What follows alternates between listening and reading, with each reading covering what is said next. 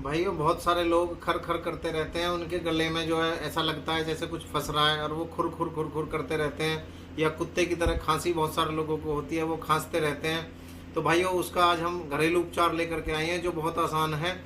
आप 3-4 लौंग ले लें और हरी इलायची ले लें, उनको तवे पे भून करके अच्छे से सेक लें उनको, और उनको पीस करके खरल करके उनको और थोड़ा चम्मच में ले लें। चम्मच में लेने के बाद में उसमें थोड़ा सा शहद मिला करके और दोनों टाइम चाटें। तो भाइयों जैसे मौसम चेंज होने पर खांसी होती है, वो तो हर घर में आप देखेंगे, हर घर में खांसी के पेशेंट होते हैं, उसके लिए भी ये औषधि जो है अमृत है।